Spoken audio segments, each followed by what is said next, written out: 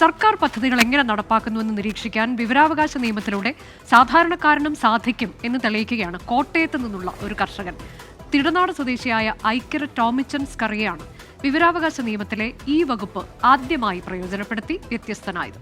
Report കാണാം.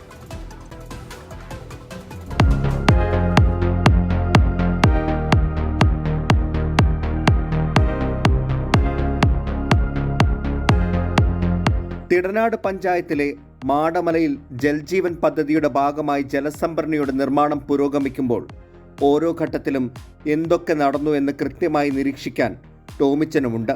എന്തെങ്കിലും കുറവുകളോ തെറ്റുകളോ ഉണ്ടെങ്കിൽ അത് കൃത്യമായി ചൂണ്ടിക്കാണിക്കും. ടോമിച്ചന് ഇതിനെല്ലാം അവസരം ലഭിച്ചതാകട്ടെ വിവരാവകാശ നിയമത്തിലൂടെ.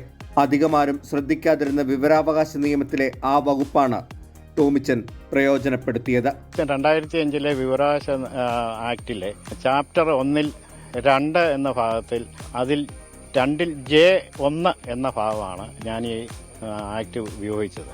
കേരളത്തിലെ ഇങ്ങനെ പൊതുവായിട്ടുള്ള പബ്ലിക് വർക്കുകൾ നമുക്ക് അവരുടെ അനുമതിയോടുകൂടി നേരിട്ട് കയറി കാണുവാനുള്ള അല്ലെങ്കിൽ ആധികാരികമായിട്ട് നമുക്ക് അതിൽ എന്തൊക്കെയാണ് പാകപ്പിഴകൾ അല്ലെങ്കിൽ അതിൻ്റെ പ്രശ്നങ്ങൾ എന്തൊക്കെയാണ് ചൂണ്ടിക്കാണിക്കാനും സാധിക്കും.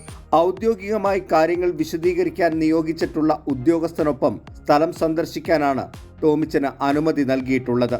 എല്ലാം കഴിഞ്ഞതിന് ശേഷം തെറ്റുകൾ ചൂണ്ടിക്കാട്ടുന്നതിനും നല്ലത് ഈ നിരീക്ഷണമാണെന്നാണ് ടോമിച്ചന്റെ പക്ഷം. ഒരു വർക്ക് ഫിനിഷ് ചെയ്ത് കഴിഞ്ഞിട്ട് നമ്മൾ പറഞ്ഞിട്ട് കാര്യമില്ല.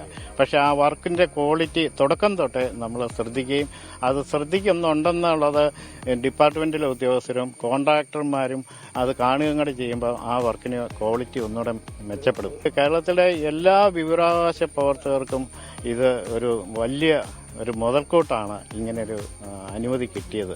ആദ്യം നൽകിയ അപേക്ഷകൾ ഉദ്യോഗസ്ഥർ തള്ളിയെങ്കിലും അപ്പീൽ നൽകിയാണ് ഈ അവസരം ടോമിച്ചൻ നേടിയെടുത്തത്.